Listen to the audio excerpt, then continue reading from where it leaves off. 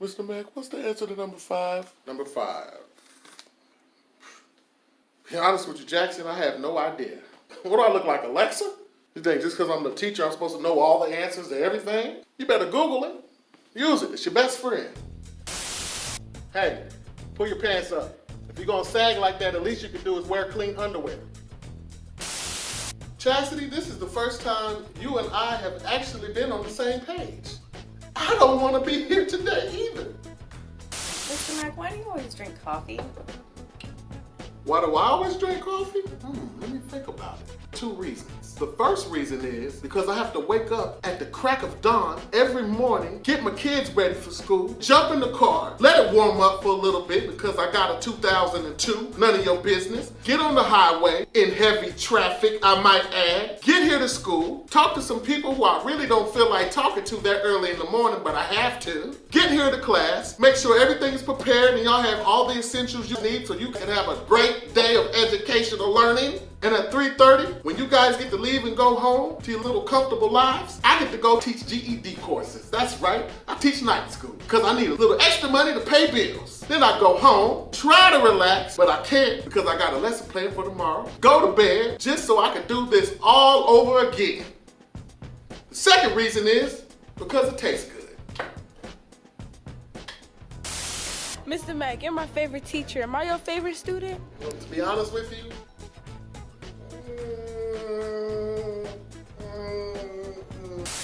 are there any more questions? Mr. Mack, can I use the restroom? Can you use the bathroom? I think what you meant to ask was, Mr. Mack, can I just wander the halls for the next 5 to 7 minutes, peeking in other classrooms, seeing if I can locate my friends, go to my locker for at least another 2 to 3 minutes, go to the restroom, sit in the stall, play Fortnite on my phone, go to the locker room, take a little cat nap, go back into the hallways, keep wandering around for another 5 to 7 minutes, and then I might come back to class. Mr. Mack, can I have some extra credit work? Oh, you want extra credit? Extra credit. You need to probably worry about getting the regular credit before you talk about extra credit. Extra means it is an addition to, okay? That means you have to have something already there and add to that something. All right, y'all, listen real quick. Very important announcement. If the principal walks through that door with a clipboard, this is what we consider a code red. You know what to do. The only people allowed to answer questions, Sarah, Emily, and Malcolm. That's it. Don't nobody else raise your hand. Some days, I really enjoy teaching. I really do. But there are days that I wish I would have pursued my real, true passion, and that's becoming a rapper. I could have been rolling down the street, sipping juice with Snoop Lion, hanging out with Jay-Z and Beyonce, kicking out dope jams. Now the only thing is jamming is the copying machine.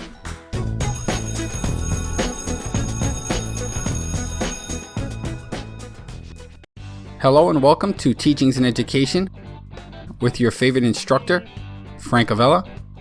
This video will cover everything you ever wanted to know about classroom management. It will cover a variety of different topics. Some areas will include building a culture, setting rules and expectations, delivering consequences, and handling classroom disruptions. We will begin by exploring the teacher's role in classroom management. Understand that the behaviors of the student within the classroom are a direct product of the teacher's environment. I'll give you an example. A tale of 2 different teachers. You might have seen a group of students that learn and behave well for one particular teacher, but this same group will misbehave for another teacher. The difference is the teacher. Teachers have a responsibility to create a safe environment for their students. If they don't, expect to find bullying and abuse in the classroom. Teachers must first focus on behavior, get their attention, and then focus on learning. As each classroom is different, each teacher should have their own viable classroom management goals. The next topic is becoming seen as an authority figure. When teachers present themselves in an authoritative manner, it helps them gain the respect and trust necessary to lead students. The best way to be seen as an authority is to exude confidence. Be confident in yourself, be confident in your ability to teach.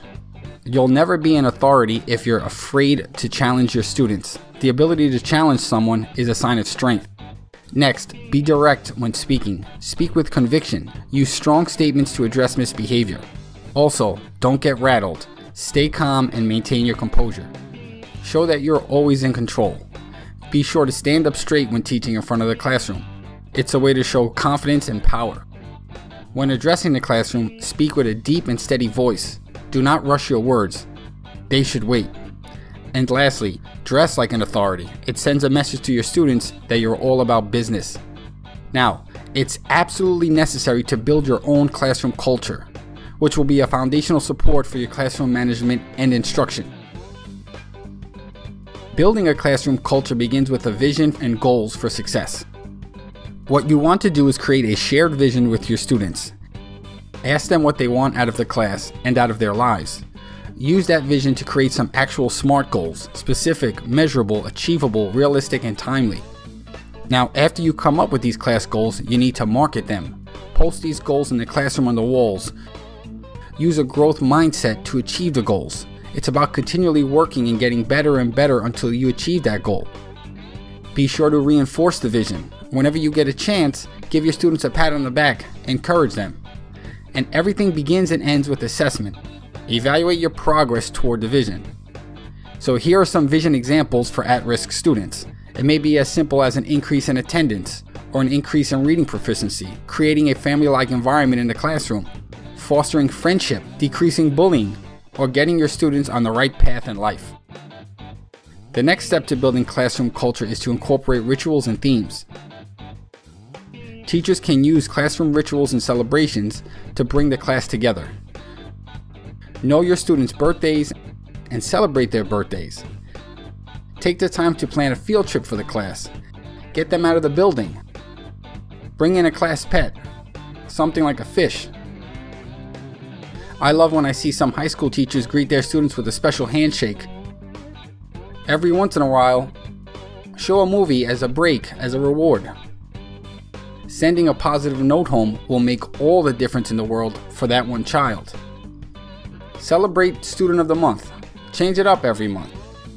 And display all your students' work, showing the world and them how proud you are of them. The third component to building a classroom culture is to meet your students' needs. All children have basic human needs that guide their behavior. Teachers should observe and ensure their student needs are being met. The two leading theories in education are by Glasser and Maslow. Glasser states that students will behave in a way to meet their needs. The first need being survival, as all children will need food, shelter, and love. The next need is to feel empowered. Children want to feel power over their lives. They want to feel freedom. They want to be able to make decisions and choices that affect their lives. Human beings are social creatures. Everybody wants to belong. So do students.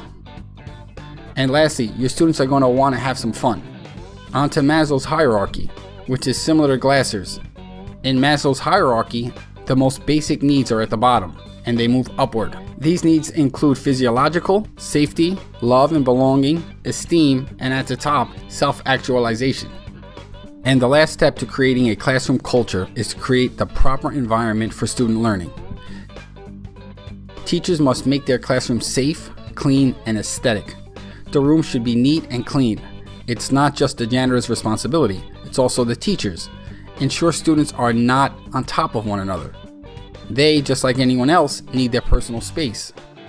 Lighting should be adequate in the room. They have to be able to see the board to see their papers. Arrange the classroom in a way that limits traffic and allows students to easily move. Try and provide a quiet space. It could even be used for a timeout if necessary. Your classroom should be decorated accordingly. Science posters for science classrooms. Don't forget to include your students' cultures. The classroom environment should be a blend of the personality of the teacher and the personality of the students. That's how you decorate your room. The next section is classroom rules and regulations. And we're going to first look at rule establishment. Rules are important because they inform students of the behavior that is expected of them. When creating rules, you want to have about 3 to 5 rules. Any more than 5, and don't expect the students to remember. Have them written in positive statements. Say arrive on time instead of don't be late. They must be clear and specific. Avoid writing them as long sentences. And lastly, Give the student a say in the rules. Ask them if they have a problem, any suggestions about the rules. Next, you have to enforce the rules. A teacher's rules must apply to all students all of the time, no exceptions.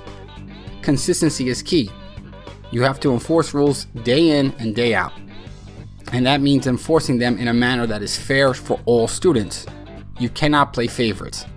To further enforce the rules, have them posted somewhere in the classroom for all students to see. Also, if you're in the flow of your lesson, maybe enforce the rule a little later on. Teachers should avoid having the principal enforce the rules for them. Principals are often too busy, and it's a sign of weakness. Lastly, to enforce rules, you have to be able to track them. An example is elementary teachers using stop signs. We're moving on to the next section, procedures, which will have your class running like a well-oiled machine. Procedures can create an organized, safe, and controlled classroom. Here are several areas where you should develop procedures for your students to follow. The first was to have a procedure for distributing materials. Have a procedure for taking attendance, and it should start with everybody showing up on time. You must have a procedure in place for taking tests. Voices off, face forward. Have procedures for group activities. In order to stop students from talking over each other, practice speaking procedures. Bathroom use procedures are useful at all levels. That way learning isn't interrupted as the student has to leave. Have a bin for students to place their homework, so you don't have to wait for them to find it. And you definitely want a procedure in place for what students should do if they should finish early. Their boredom will lead to misbehavior. On to the next section, which is consequences, and I'll start with the basics. First off, the consequences should be known by the students. They should know what they are getting into when they misbehave. Stress the cause and effect relationship. Clearly explain to the student what caused the consequence. When creating consequences, try and align them with your school's vision. Reinforce positive behaviors whenever you can. Give high classwork grades for those who behave. Let your students know it's not personal when you issue them consequences. It's just business. Here are just a few examples of consequences. Email to parents, detention, timeout, moving seats, personal one-on-one talks, loss of privilege, making students have written apologies, and so many more you can think of. At this point, I just want to take a quick break and ask that you don't forget to give me a quick thumbs up, a like for this video. Back to the material, and we'll enter the documentation part of consequences. A teacher once said, "If it wasn't documented, then it didn't happen." Teachers should document any serious incidents that they had with a student. It's for their own protection.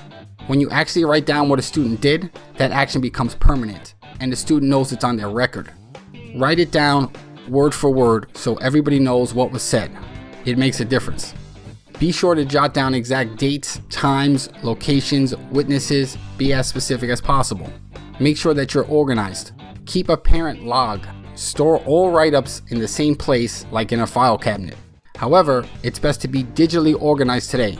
Electronic folders will work even better. Now onto the last section of consequences, which is implementation. The first question is, when should teachers respond to behaviors and implement consequences? If at any time someone's safety is at risk, you must intervene. Never allow your students to disrupt learning. Immediately deal with the disruptor. And if any of those 3 to 5 rules you created are broken, you have to respond. And when responding, you want to do it as quick as possible, unless it's a minor interruption, in which case you keep teaching. Your consequences should be logical. If a student throws a paper on the floor, make them pick it up. When responding to student behavior, make sure that you, the teacher, maintains the student's dignity and inherent respect. Lastly, consider using behavioral lesson plans. I'll post some in the description links below. The next section is classroom disruptions, and we'll start with minor disruptions. Minor disruptions are those behaviors that do not warrant punishment, but still compromise learning. Some examples include students tapping their pencils, whispering, doodling, giggling, etc., etc., etc.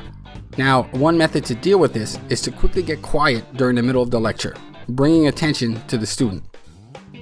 If you don't want to stop instruction, maybe give the student a quick look. Another way to signal to the student is to leave a small note on the interrupting student's desk.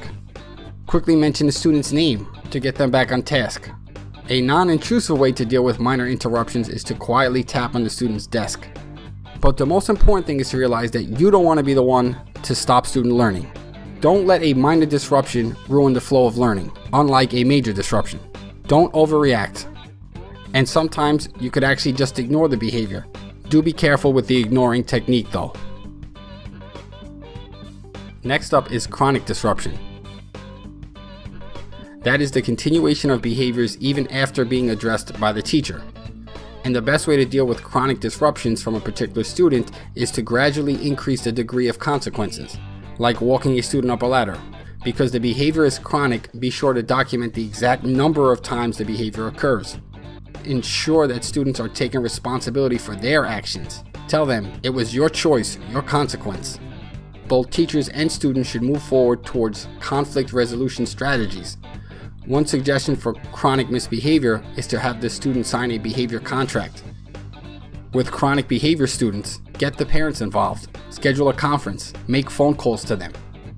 To find the cause of a chronic behavior problem, conduct a functional behavioral analysis. Now, because each student is different, you're going to have to find the most effective consequence for each individual student. For the teacher, it always helps to take some notes and reflect on what has been working and what hasn't been working.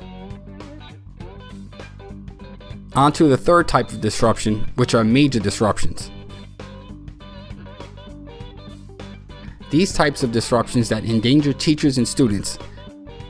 Examples include destruction of school property, fighting, starting fires, making threats, and bringing in weapons. Before you actually deal with these types of behaviors, you first have to read your school policy. Also, you should know your students, read their IEPs and their 504 plans. Check for medical issues. With major incidents, you must contact your administrator, unlike with minor disruptions. Be prepared to know where the first aid kit is located and where the nearest exits are. And if you're ever threatened as the teacher, be sure to speak with your teachers' union about what steps to take to protect yourself. The next topic is instruction for classroom management. Well-planned, engaging lessons will decrease student behavior problems. To avoid boredom, change up your lessons. Don't do the same routine every day. Have clear objectives to keep your students on task working towards a goal. Inquiry-based learning activities are engaging and foster problem-solving skills. I've seen wonders using fun, hands-on learning activities like bridge building for my BD classroom. Talk to your students and find their interest. Use that knowledge to create activities and emergent curriculum. You need lesson planning for your instruction to run smoothly and keep children on task. Add some humor and jokes to your instruction. The students will actually enjoy the class maybe. And lastly, you have to differentiate instruction. The students require work that is challenging, but that they're able to complete. Now we're going to wrap this thing up with some final thoughts. Remember, you're going to have to routinely reteach rules and procedures. Students are going to forget, especially after a vacation. It's important to try and understand some common reasons that students misbehave. Those reasons include unclear limits, wanting attention, boredom, avoiding work, home issues. Pick your battles. Not every day has to be a war. Also, it's okay when your students misbehave. Remember, many of their problems aren't about you, the teacher. Classroom management is something you have to work on. Make it your #1 priority. Right now,